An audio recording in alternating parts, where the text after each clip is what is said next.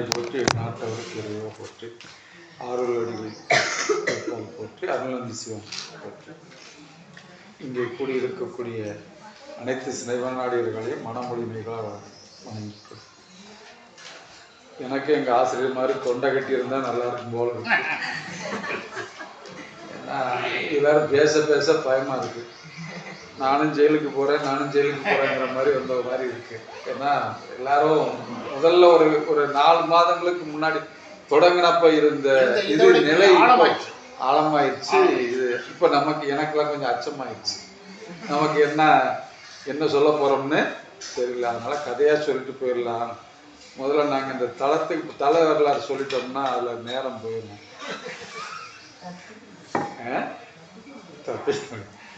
நாங்கள் ஒரு 22 பேர் போனோம்.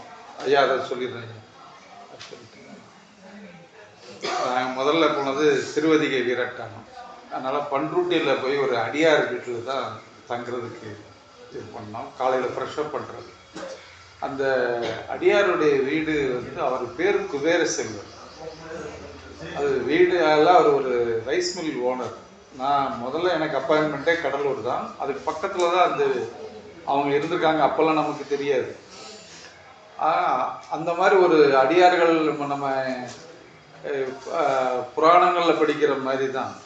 நாங்கள் 4 மணிக்கு பண்ருட்டி போகிறோம். 4 மணிக்கு அவர் பஸ் ஸ்டாப்பில் இருந்து வீட்டுக்கு கூப்பிட்டு போகிறாரு. அவங்க மனைவி ஒரு தமிழாசிரியர்.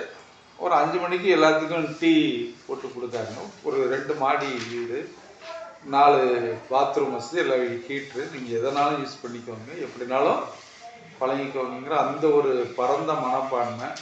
எல்லோரும் குளிச்சு முடிக்கிறதுக்குள்ளே டிஃபனை ரெடி பண்ணி கொடுத்தாங்க. இப்போல்லாம் நினைக்கிற போது அந்த சிவத்தொண்டு சிவனடியார்களை எப்படி இருக்கிறாங்கங்கிற ஒரு நமக்கெல்லாம் கொஞ்சம் வெக்கமாக இருந்தது.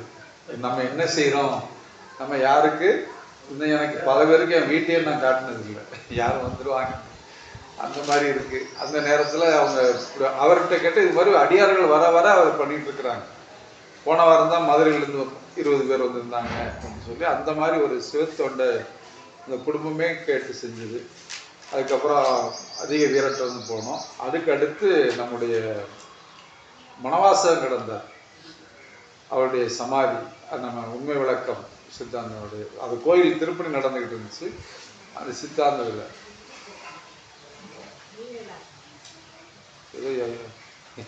ஏதோ சொன்னதுனால நான் மணவாசம் அவருடைய கோயில் அந்த மார்க்கெட்டுக்கிட்டே இருந்துச்சு. அதை போய் பார்த்தோம்.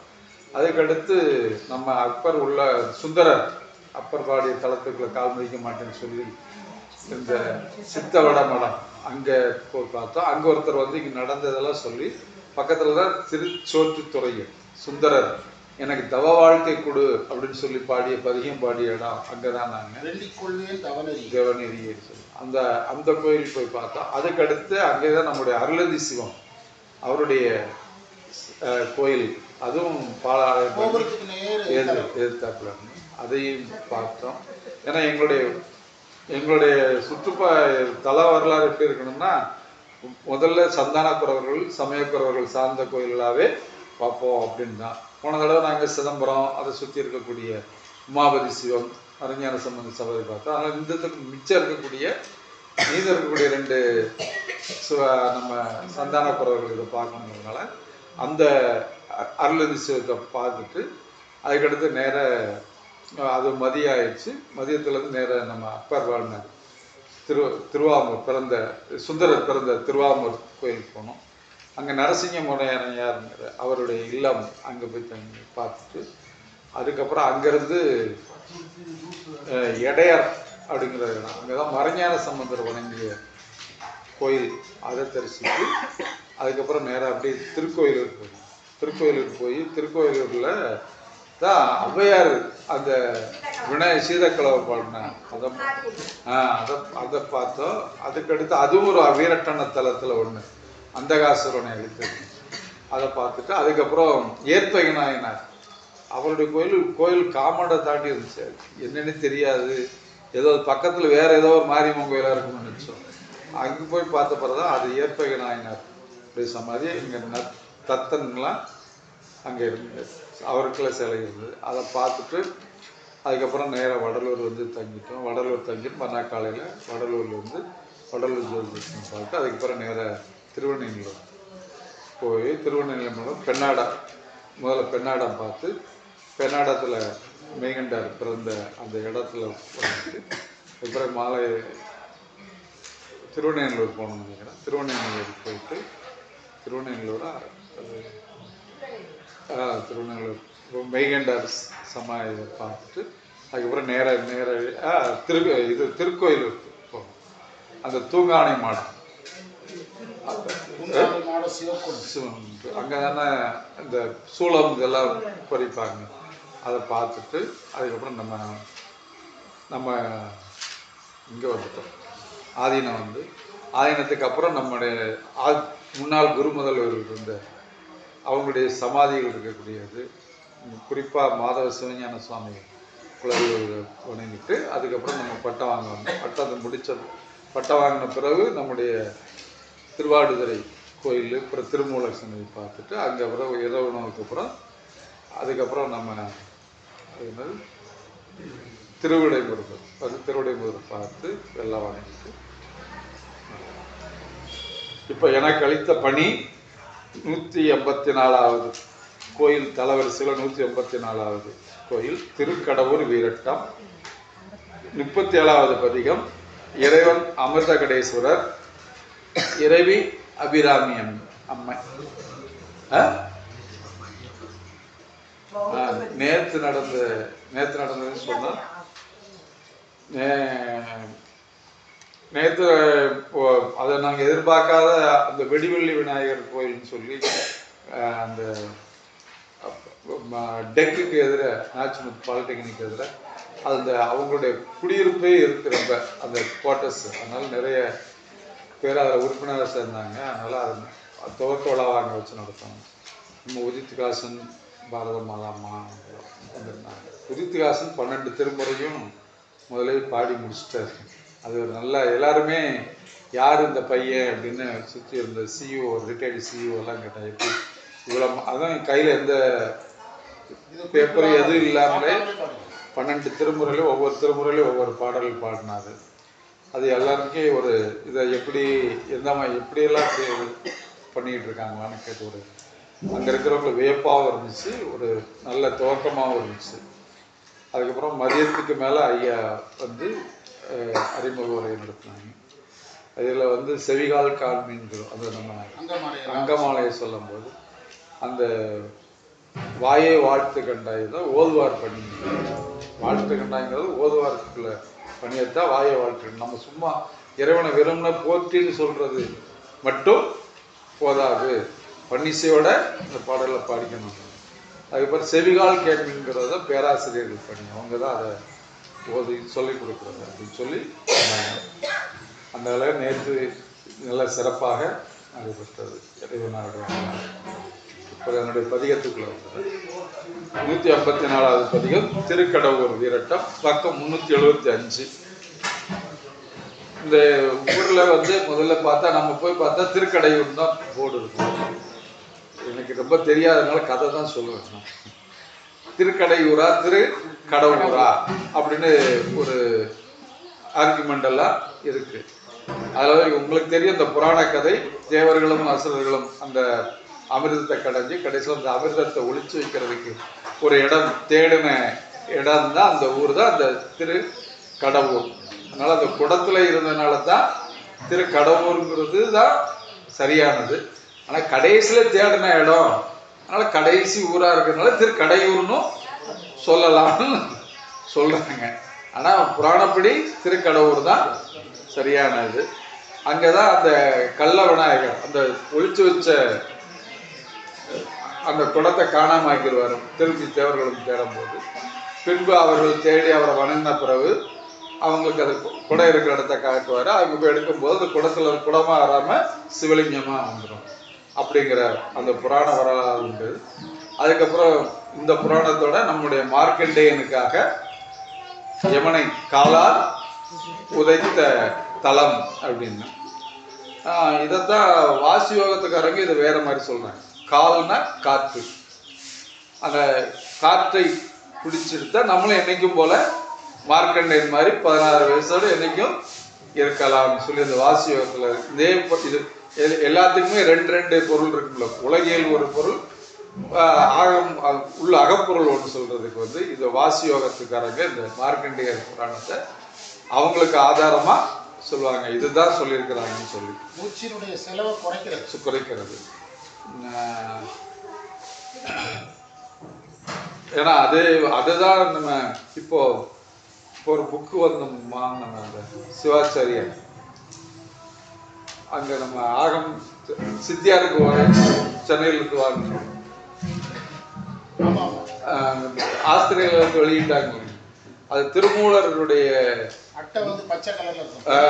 அந்த புக்ல அதுல 3000 வருஷம் எப்படி சபாபதி சிவாச்சார் அந்த 3000 வருஷம் எப்படி இருந்தாருன்னு அது ஒரு கணக்கே அதுல போட்டு சொல்றாரு. அந்த மூச்சை எவ்வளவு குறைச்சி விட்டதுனாலதான் அவரால் அவ்வளவு காலம் இருந்து பாடல் இயற்றப்பட்டது சொல்லி இதெல்லாம் இதோடைய புராணம்.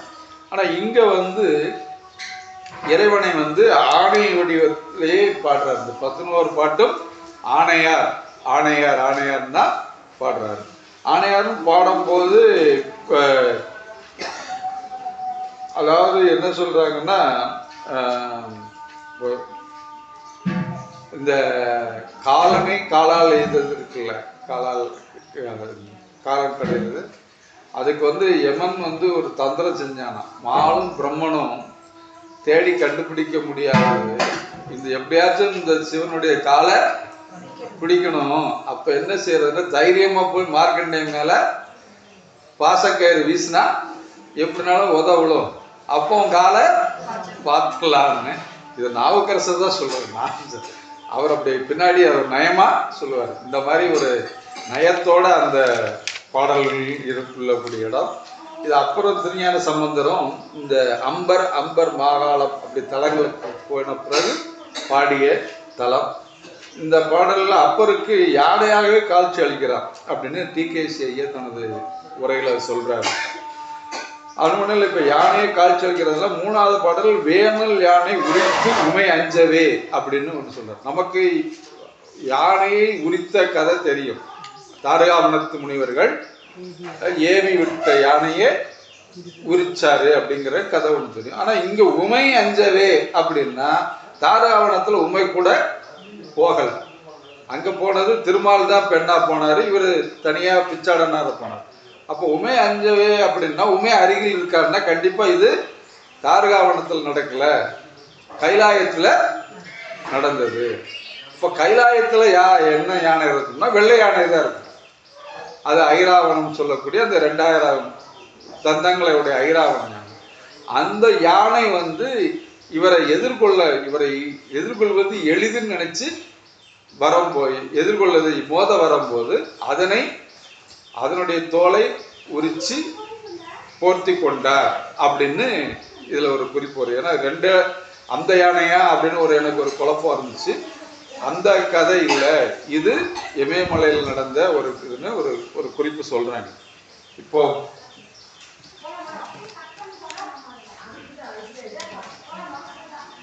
இங்க வந்து இப்போ பொன்னார் மைனியனை புலித்தோலை அரைக்கசித்து அப்படின்னு புலித்தோலை அரைக்கசிச்சு பாடுறது கேட்டிருக்கோம்.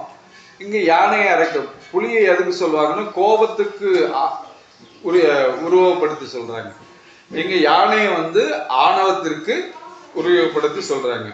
முதல் மந்திரம் மலைகுள் யானை மயக்கிய வல்மணி நிலைகுளானை நினைப்புறு நெஞ்சமே கொலைக்கல் யானை கொன்றிடும் அதனால் கலைக்கையானை கண்டீர் கடவுறாரே.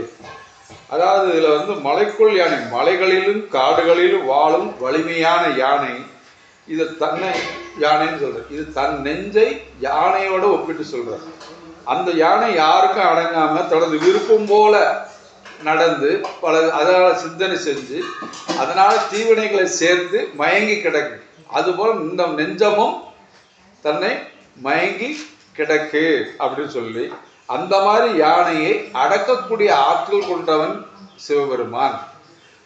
அதைத்தான் முதல்ல சொல்றது தான் அந்த மலைகுள் யானையை மயக்கிய வல்வினி நிலைகுள் யானை நினைப்புற நெஞ்சமே. அந்த நெஞ்சை வந்து அப்பேற்பட்ட வலிமை வாய்ந்த வலிமையுடைய சிவபெருமானை நினை நெஞ்சமேனும் சொல்றாங்க. அதுக்கடுத்து அந்த அந்த யானையை அவனுக்கு இறைவனுக்கு அந்த மாதிரி அந்த மயக்கத்திலிருந்து வெளிப்படும் வழியாக நினைப்புற நெஞ்சமே என்று கடவுள் திருக்கடவுர் பெருமானை போய் சென்று அடைந்தால் உனக்கு அந்த உய்வினை கிடைக்கும்னு நெஞ்சுக்கு அறிவுறுத்துற மாதிரி முதல் பாடல் அமைஞ்சிருக்கு. மந்திரம் 2வதுல வெள்ளி மால்வரை போல்வதோர் ஆணையார் உள்ளவாறு என உள்புகும் ஆணையார் கொல்லமாகி கோயிலுள் ஆணையார் கல்லவானை கண்டீர் கடவுரார். இந்த படிபடர்ந்த வெள்ளை நிறத்துடன் காணப்படும் கைலை மயிலை போன்ற ஐராவணம் எனப்படும் ஒப்பற்ற யானையுடைய சிவபெருமான் தனது உண்மையான தோற்றத்துடன் அவன் அவ்வளவு பெரிய கைலை மலை போல இருந்தாலும் என்ன செய்வான்னா அடியார்கள் உள்ளத்துல கல்லமா பூந்துருவான். கல்லவானே கண்டீர் கடவுராரு. அப்படி அவ்வளவு பெரிய உருவத்து மலை போல இருந்தாலும் அடியார்கள் உள்ளத்துல கல்லன் போல உள்ள புகுந்து குடியிருக்கக்கூடியன்னு சொல்லி 2வது மந்திரத்துல சொல்ற அந்த மாதிரி உள்ள கடவுராரை போய் தொழு அப்படின்னு சொல்ற. 3வது மந்திரத்துல ஞானமாகிய நன்குணரானையர் வானமே உருக்கிய வானையார் வேணவானனை உரித்துறை அஞ்சவே காணவானனை கண்டீர் கடவுராரு. வேணவானனை சினமுடைய யானை நாம் அறிய வேண்டிய அனைத்தையும் நன்கு உணர்ந்து நமக்கு உபதேசம் செய்ய வல்லமை படைத்த சிவபெருமான். அதுதான் ஞானமாகிய நன்குணரானையர் வானமே உரிக்கவானர் ஊனினை உருக்கி உள்ளத்தில் உள்ள ஞான ஒளியை பெருக்க வலிமை படைத்தவர். இதைத்தான் வேணவானனை உரித்திரை அஞ்சவே அப்படின்னதான் உமையுமே அஞ்சுமாறு தன்னை எதிர்த்து வந்த யானையின் தோளினை உரித்து தன் மீது போர்த்தி கொண்டவர். அத்தகைய வல்லமை வாய்ந்த சிவபெருமான் திருக்கடவுரில் உரைகின்றார். அவரை போய் காண்பீராக பாடுறார். 4வது பாடல் ஆழம் உண்டு அழகாயதோர் ஆணையார் நீலமேனி நெடி பழுங்க ஆணையார் கோலமாய கொழுந்துடு ஆணையார் காலவானை கண்டீர் கடவுராறு. நீலமேனிங்கிற போது மாலின் நிறமும் அம்மை நிறமும் நீல நிறம். அதாவது சிவபெருமான் தனக்கு இடது பாகத்தை திருமாலுக்கும் கொடுக்குறாரு. சங்கரநாயனார் கோயில் போய் பார்த்தீங்கன்னா அங்க பாதி உருவம் இருக்கும். அதே மாதிரி உமைக்கு கொடுத்தது நமக்கு தெரியும். அந்த பகுதி நீல நிறமா இருக்கான். ஆனா அதுக்கடுத்து இன்னொரு பகுதி திருநீர் பூசி வெள்ளையா பளிங்கு போல தன்னுடைய உடல் இருக்கிறாராம். அந்த மாதிரி இருக்கக்கூடிய அவனை காலனுக்கு யானை போல் மார்க்கண்டையனுக்காக காலனை காலால் உதைத்த அந்த காலவாணனை போய் நீங்க தொழுங்க அப்படின்னு சொல்றாரு. அதாவது இந்த இதுல என்ன சொல்றேன், இந்த விஷம் உண்டாலும், அதாவது நம்ம முதல்ல பாட்டுல ஆள உண்டாய அழகாதோர் ஆணையர் விஷம் உண்டான அளவு புரியாம அழகிய யானை போல காட்சி அளிக்கிறான். அவன் அம்மைக்கும் திருவாளுக்கும் இடது பாகத்தை கொடுத்தாலும் மற்றொரு பாசம் பளிங்கு போல் காட்சி அளிக்கிறது. மார்க்கண்டேயனுக்கா காலனையே உதைத்து அவனை கீழே விழச் செய்தவர். அத்தகைய வல்லமை படைத்தவர் திருக்கடவுர் உரைகிறார். அவரை சென்று பாருங்கள். 5வது மந்திரம் அடித்த ஆண் அஞ்சும் ஆடிய ஆணையார் வெளுத்த நீள்கொடி ஏருடை யானையார் எளித்த வேளத்தை என்குவித்த ஆணையார் கழித்தவானே கண்டீர் கடவுராறு. எளித்த வேளம்னா பெருமானை எதிர்ப்பது மிக எளிதுன்னு செயல் மிக எளிதுன்னு நினைச்சு எதிர்த்தா அந்த யானை. கழித்தவன்னா அடியார்களுக்கு முக்தி அளித்து அவங்களுக்கு இன்பம் கொடுத்து தானும் இன்பமாக இருக்கிறான். அதை கழித்தவானை அப்படின்னு சொல்றேன். இங்க அடியார்களுக்கு அதாவது அளித்தான் அஞ்சு மாடியன்னா பசுக்கள் அளிக்கும் பால் தயிர் கோமியம் போன்ற இந்த பஞ்சகவியம் அதன் அபிஷேகத்தை உடைய அதுல விருப்பத்தோடு நீராடுபவர். நீண்ட வெள்ளை நிற கொடியில் எருதின் படத்தை உடையவர். அவரை வெல்வது எளிதான செயல் என்று எதிர்த்த யானையை யாவரும் அஞ்சு வண்ணம் தோலை உரித்து போர்த்து கொண்டவர். அடியாருக்கு முக்தி என்னும் இன்பத்தை அளித்து தானும் இன்பமாக இருக்கும் சிவபெருமான் திருக்கடையூரில் உரைகிறார். அவரை சென்று பாருங்கள் அப்படின்னு பாடுறார். 6வது பாட்டு விழுத்த மால்வரை விண்ணுற வானையன் தொடுத்த மால்வரை தூயதோர் ஆணையார் கடுத்த காரனை காய்ந்ததோர் ஆணையார் கடுத்தவானை கண்டீர் கடவுராறு. விடுத்தன்னா உயர்ந்த மால்வரைன்னு சிறப்பு வாய்ந்த கைலமலை. விண்ணுலகு உயர்ந்த கைலைமலை உடையவன் பெரிய மேருமலை. அதாவது அதுக்கடுத்து தொடுத்த மால்வரைன்னா இந்த மேருமலையவே வில்லாக தொடுத்தவர், தொடுத்த மேருவனை வில்லாக தொடுத்து திரிபுரங்களை எளித்தவர் தூயவர். மார்க்கண்டேயனுக்காக யானை உதைத்து காலனை உதைத்து கீழே விளை செய்தவர். இவ்வாறு யானை அதே அதாவது மார்க்கண்டேயனுக்காக மார்க்கண்டேயனை அடிக்க பிரிக்கணும்னு யமன் சனத்தோட வந்தானா, கடுத்த காலனை கடுகடுப்பா வந்தானா.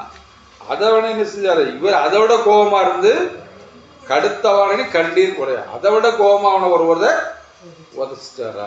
அந்த மாதிரி இருக்கக்கூடிய சிவபெருமான் திருக்கொடையூரில் உடைகிறார், அவரை சென்று காண்பீராகங்கிறார். 7வது மந்திரம், மண்ணுளாரே மயக்குறும் ஆணையார், எண்ணுளாரே மலத்திடும் ஆணையார், விண்ணுளார் பலரும் அறியா ஆணையார், கண்ணுளானை கண்டீர் கடவுராறு.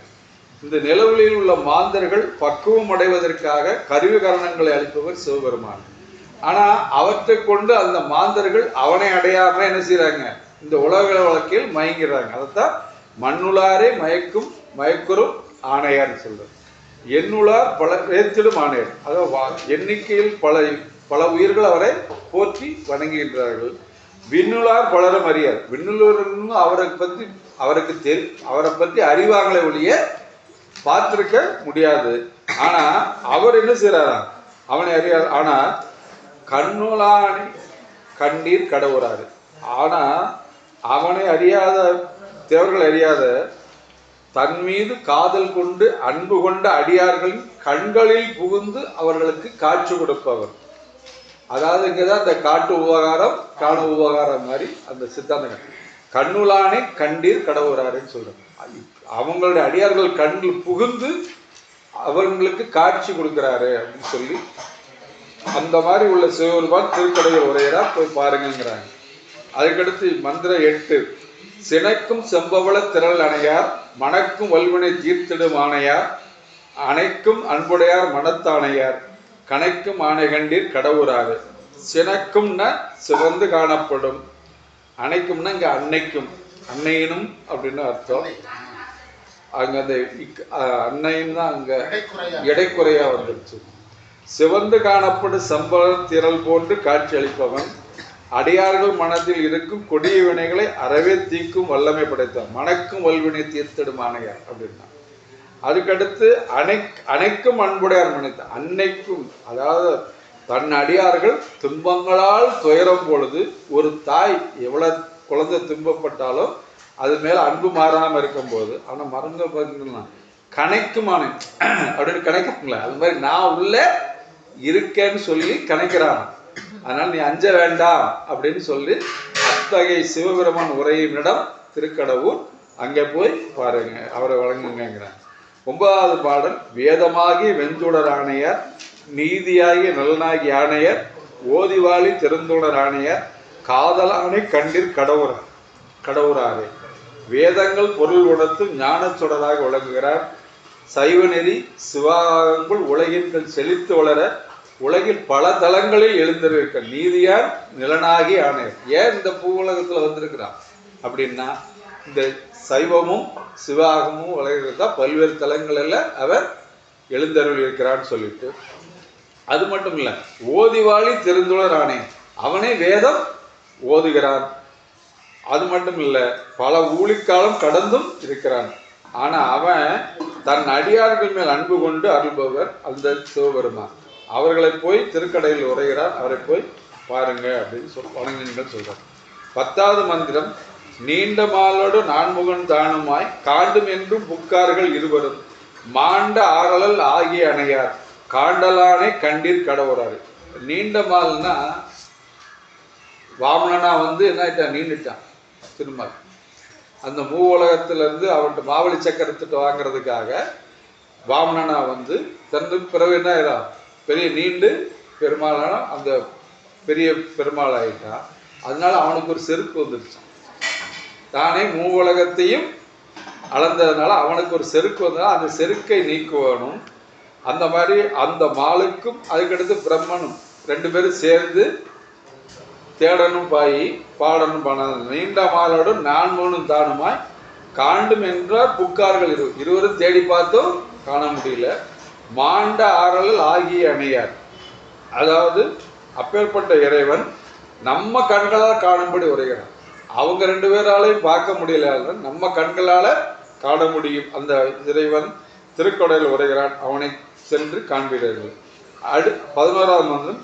அடுத்து வந்த இளைஞர் மன்னனை எடுத்த தோள்களை இற நெறித்த ஆணையர், கடுத்த காலனை காய்ந்ததோர் ஆணையர், கடுக்க யானை கண்டீர் கடவுறாரு. அடுத்து வந்த அப்படின்னா நெருங்கி வந்தன்னு அர்த்தம். அதான் ராவணன் தான் தேரை ஓட்டிட்டு போறான், அவன் போற வழியில இமயமலை இருக்குன்னு உடனே அவனுக்கு கோவம், என் வழியை தடுத்துருச்சுன்னு இந்த இமயமலையை கைலாய மலையை நான் வேற்றுருவேன்னு சொல்லித்தான் அதை எடுக்கிறான். அவனை எடுத்த தோள்கள் இறை நெறித்த, அவன் தோள்கள் நெறிக்கும்படி காலால் அமைக்கிய இறைவன். கடுத்த காலனை, அதான் தெரியும் நம்ம மார்க்கண்டேயனுக்காக காலனை காலால் ஈந்தது. கடுக்க யானை அப்படின்னு, கடுக்கைன்னா கொன்றை மலர், இந்த கொன்றை மலர் அடைந்த இறைவனை சிவபெருமானை கடவுரில் இருக்கிறார், போய் வணங்குங்கிறார். இப்போ இது ஏன் இறைவனை இவர் யானையா பார்க்குறாருன்னு எனக்கு ஒரு சந்தேகம் இருந்துச்சு, என்னத்துக்கு அப்படின்னு. அதுக்கப்புறம் கொஞ்சம் தேடி பார்க்கும்போது தெரிஞ்சது, எப்படி முருகனுக்கு 6 படை வீடு இருக்கோ அது மாதிரி விநாயகருக்கும் ஒரு 6 படை வீடு இருக்கு. அது திருநாரையூர், திருவண்ணாமலையூர், திருக்கடவுர், திருமுதுகுன்றம், மதுரை, காசி, இந்த 6 இடங்களும் 6 படை வீடா விநாயகருக்கு சொல்றாரு. திருநாரையூர்ல பொல்லா பிள்ளையாரா இருக்காங்க, திருவண்ணாமலையில செந்தூர பிள்ளையாரா இருக்காங்க, அதுக்கப்புறம் நம்ம திருமுதுகுன்றத்துல ஆலத்து பிள்ளையாரா இருக்காரு, கடவுர்ல கள்ளவாரண பிள்ளையாரா இருக்காரு, மதுரையில முக்குருணி பிள்ளையாரா இருக்காரு, காசியில துண்டீர விநாயகர் இருக்காரு. இவர் பழைய பாட்டு இருக்கு, கூறு திருவருணை கூப்பா முதுகுன்றம் வீறு கடவுர் விண்டு முட்கும் தேரு தமிழ் மாமதுரை காசி மருவு திருநாரையூர் வேலமுகத்து 6 படை வீடு. அப்படி வேலமுகத்துக்கு ஒரு 6 படை வீடு. இது ஏன் அப்பர் பாடினார்னா, அவரை இந்த கள்ளவாரணரை பார்க்கும்போது அந்த விநாயகர் எப்போ உருவானார், பிடியதன் உருவமாய் சிவபெருமான உண்மையும் விநாயகரா அந்த யானை உருவமாய்த்தான் விநாயகர் வர்றார். அதனால அம்மையும் அப்பனும் வேலமுகத்தை வேல உருவம் எடுத்ததுனால தான் இந்த பதிகம் முழுக்கும் அந்த இறைவனை யானையாகவே பார்த்தது. அது பெரும்பாலும் 10 மூடி முடிச்சுவாரு. இன்னொரு பதிகம் பாடின மாதிரி, மயிலாடுதுறை பாடின மாதிரி இதுலேயும் 11 பதிகங்கள் பாடியிருக்கிறாரு. அதனால எனக்கு இதில் ஒரு சின்ன சந்தேகம், ஐயா சொல்லணும், எப்பவுமே 10 அவருடைய 9வது பாட்டில் மாலையும் பிரம்மனும் சொல்லுவார், 10வது பாட்டில் ராவணனை சொல்லுவார். ராவணன் நம்ம ஆணவத்துக்கு ஒரு உருவப்படுத்தி சொல்லலாம். அப்போ மாலும் பிரம்மனும் மாயையும் கண்மமா இருக்குமா அப்படிங்கிற ஒரு சித்தாந்த நோக்கில் இதை கொஞ்சம் பார்த்தா அதை விளக்கம் சொல்ல இந்த நேரத்தில். ஏன்னா எல்லா பாட்டும் வருது, ஏதாவது ஒரு சித்தாந்தம் இருக்கும்னு நினைக்கிறேன். அந்த விளக்கத்தை சொல்ற மாதிரி ஐயா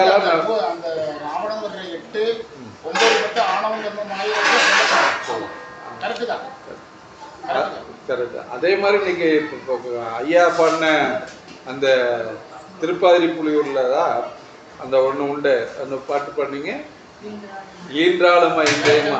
எல்லாருமே அம்மையே அப்பான்னு சொல்லிடுறாங்க. ஈன்றாளுமா எந்தமா எனக்கு உடன் தோன்றினார், என் கூட பிறந்தவன் சொல்றது அந்த அதான் முதல்ல நான் அங்க பார்க்கும்போது எழுதி போட்டதுனால எனக்கு அந்த பாட்டு ரொம்ப பிடிக்கும். கூட பிறந்தவன் யாரையாச்சும் நம்ம இதுவரைக்கும் இறைவனை நம்ம சொன்னதில்லை. அம்மையே அப்பான்னு சொல்லுவோம், மாமனே மாமின்னு சொல்லியிருக்கிறா.